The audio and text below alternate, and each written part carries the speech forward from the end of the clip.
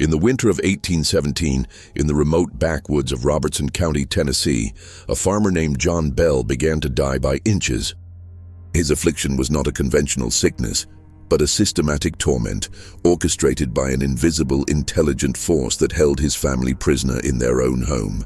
This entity, which would become infamous as the Bell Witch, did not merely haunt the Bell family, it engaged in a campaign of psychological warfare, demonstrating a personal vendetta so vicious it would culminate in what is widely considered the first documented case of a supernatural entity being credited with a human death in American history.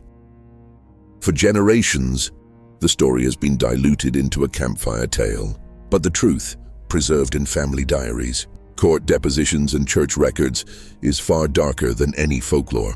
What unfolded on that isolated farmstead was not a random poltergeist, but a sentient nightmare that held conversations, recited scripture, and sang hymns, all while systematically destroying a man and terrorizing his children. Tonight, we strip away 2 centuries of legend to expose the raw, historical terror of the Bell Witch, based on the original testimony of those who witnessed it, including the future President of the United States, who sat in that very house and declared the phenomenon to be utterly, terrifyingly real. Before we descend into the shadow world of the Bell Farm, know this: we do not deal in fiction here. We excavate the darkest, most suppressed chapters of history. If you have the courage to look into the abyss, subscribe now and let me know in the comments what part of the world you're joining us from. Few are willing to confront the truths we uncover. Now let's journey back to a time when the American frontier was a vast, unknown wilderness, and one family learned that the greatest threats were not outside their door, but already living within the walls. The Red River region of Tennessee in 1817 was a land of stark contrasts. It was a place of breathtaking natural beauty, with dense forests teeming with game and fertile soil that promised prosperity to those strong enough to claim it. But it was also a place of profound isolation, where the wilderness pressed in from all sides, and the long dark nights were filled with the sounds of creatures both known and unknown. In this world, community was everything, and a man's reputation was his most valuable currency. John Bell was such a man, a pillar of this nascent community. He was a prosperous farmer, a devoted family patriarch, and a founding elder of the Red River Baptist Church. Along with his wife Lucy, he had carved a successful life out of the wilderness, raising a large family in a sturdy 2-story log home that was a testament to their hard work and standing. Their children, particularly his beautiful daughter Betsy and his youngest sons, were well regarded. The Bells were the embodiment of frontier success, God-fearing, respected, and secure. The first signs of the coming storm were subtle, easily dismissed as the ordinary sounds of a settling house or the mischief of wild animals. It began as an intermittent knocking on the outside walls and doors of the Bell home. Soon it progressed to sounds of rats gnawing at the bedposts, followed by the frantic, fruitless search for any rodents. Then came the sounds of chains being dragged across the floor and the violent flapping of giant, invisible wings that would beat against the ceilings in the dead of night, terrifying the children. John Bell initially dismissed these occurrences, attributing them to the wind or overactive imaginations. But the phenomena quickly escalated beyond denial. The entity began pulling the bed covers off the family as they slept, slapping their faces and pinching them viciously, leaving behind dark, painful bruises. It developed a particular cruelty towards the children, especially Betsy, who was just 12 years old when the horror began. Her hair was pulled so violently she would scream in pain. She was stuck with pins and needles by invisible hands and thrown from her bed onto the hard wooden floor. The family's initial confusion turned to dread and then to outright terror. They prayed together, they sprinkled the house with holy water, and they had their minister bless the home. Nothing worked. In fact, the entity seemed to feed on their fear and their faith, growing stronger and more brazen with each attempted remedy. It was as if some ancient, malevolent intelligence had been awakened, and it was now studying them, learning their weaknesses. The haunting took its most terrifying turn when the entity found its voice. It began as faint, whistling whispers, barely audible at first. Then it progressed to gasps and choking sounds that seemed to emanate from the very air of the home. Finally, it learned to speak. The voice was unlike anything the Bells or their neighbors had ever heard. A rasping, guttural, and often foul-mouthed, disembodied intelligence that would hold long, coherent conversations. It would quote scripture from the Old Testament with chilling accuracy moments before spewing a torrent of profanity so vile it would make a seasoned soldier blush. It was this voice that gave the entity its name and its identity. When asked who it was and what it wanted, it declared itself to be a witch, the spirit of a local woman named Kate Batts.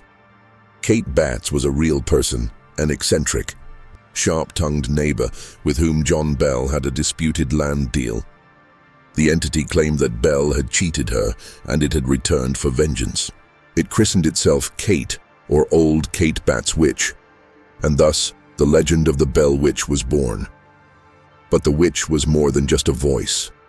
It was a shape-shifting phantom. Witnesses reported seeing apparitions of various forms: a large black dog that would vanish when approached, a haunting veiled woman who glided through the orchard, and most chillingly, a deformed ghostly rabbit that would sit upright and speak in a human tongue. The witch demonstrated a knowledge that spanned far beyond the Bell farm, discussing private conversations held miles away and revealing the secret sins of visitors who came to witness the phenomenon. It was omniscient, omnipresent, and utterly malicious. The core of the witch's hatred was reserved for John Bell himself. His torment was methodical and cruel. The entity described in detail how it would slowly kill him. John began to suffer from a mysterious affliction that caused his face to contort, his tongue to swell so he could not eat, and violent, debilitating seizures. During these fits, the family could hear the witch cackling with glee, boasting about the poison it was forcing down his throat.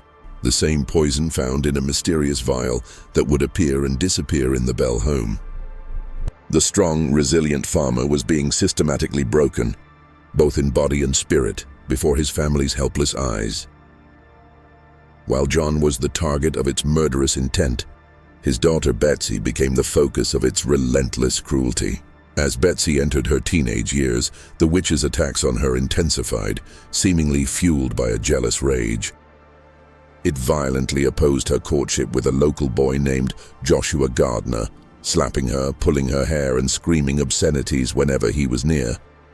The entity's interference in Betsy's personal life was so severe, so psychologically devastating, that it ultimately forced her to break off the engagement, shattering her chance at happiness. The witch seemed to take a perverse pleasure in this, celebrating its victory over the heartbroken girl. The fame of the Bell Witch spread like wildfire across the state, transforming the family's private hell into a public spectacle. Their home became a morbid tourist attraction. Curiosity seekers, skeptics, and would-be ghost hunters traveled for days to witness the phenomenon. Among them was the future president, General Andrew Jackson, a man known for his iron will and military prowess. Jackson, intrigued by the stories, assembled a party of armed men and set out for the Bell farm, reportedly declaring he would lay the spirit, the witch, demonstrating its frightening foreknowledge, knew he was coming. As Jackson's wagon neared the Bell property, the wheels suddenly locked, refusing to turn despite the team of horses straining at their harness. The witch's voice then rang out, clear and mocking, "All right, General, let the wagon move on. I will see you tonight." The wagon lurched forward as if pushed by an invisible hand. That evening, the witch put on a terrifying display for the hardened war hero, producing sounds of fighting, disembowelment, and carnage that sent one of Jackson's men, a self-proclaimed witch-layer, fleeing into the night in sheer terror. The next morning, a shaken Andrew Jackson and his party beat a hasty retreat. He would later be quoted as saying, "I'd rather fight the entire British army than to deal with the Bell Witch." The witch's reign of terror reached its horrifying climax in the winter of 1820. John Bell had been bedridden for weeks, his body racked with pain, his mind shattered by the constant torment. The entity announced to the family that it had at last won. It declared that it would poison John Bell and that nothing could stop it. On the morning of December 20th, 1820, John Bell fell into a deep, unnatural coma. His son, John Jr., went to the medicine cabinet to get a dose for his father, and found a strange, dark vial that had not been there before. He gave a single drop to his father, whose condition immediately worsened. The witch's voice echoed through the house, boasting that it had given him a dose of its poison at last. John Bell never regained consciousness. The family, desperate, called for the doctor. As the physician examined the dying man, the witch narrated his every finding, correctly diagnosing the exact state of Bell's failing body before the doctor could speak. John Bell passed away that morning. The final unspeakable act of the haunting occurred at his funeral. As the mourners gathered, the voice of the Bell Witch filled the church, singing ribald, drunken songs throughout the service, celebrating its victory over the man it had sworn to kill. With John Bell in his grave, the entity's primary purpose was fulfilled. The manifestations began to lessen. Before it departed for good, the witch delivered a cryptic prophecy, foretelling future wars and predicting that it would return to visit the descendants of the family in 7 years. True to its word, it reappeared briefly in 1828, primarily to torment John Bell Jr., before announcing it was leaving for a century.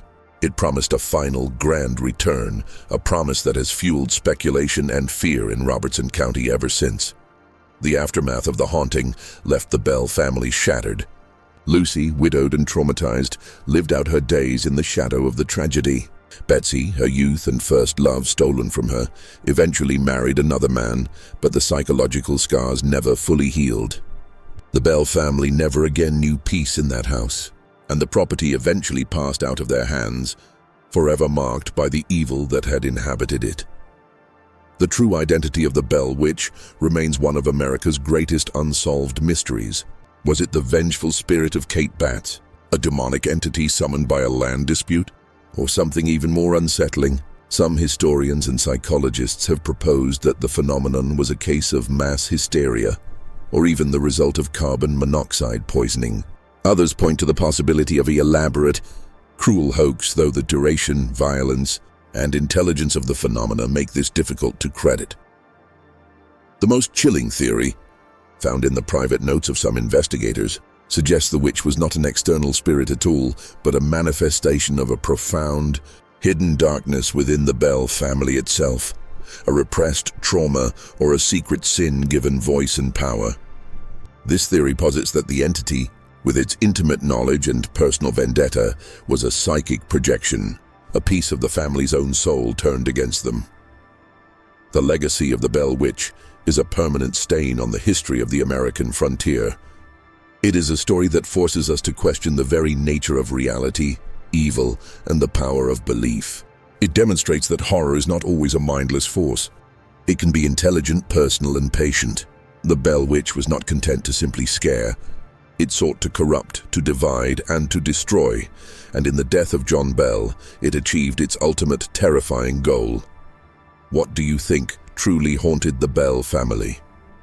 Was it a spirit, a demon, or a darkness born from the human heart itself? Could such an entity still linger, waiting for its promised time to return? Share your theories in the comments below. If you dare to explore more stories where history and horror collide, subscribe to our channel, hit that notification bell, and share this video with someone who understands that the most terrifying stories are the ones etched into the pages of our own past. Until next time, remember, some echoes from the past are not merely memories. Some are promises, and some promises are threats.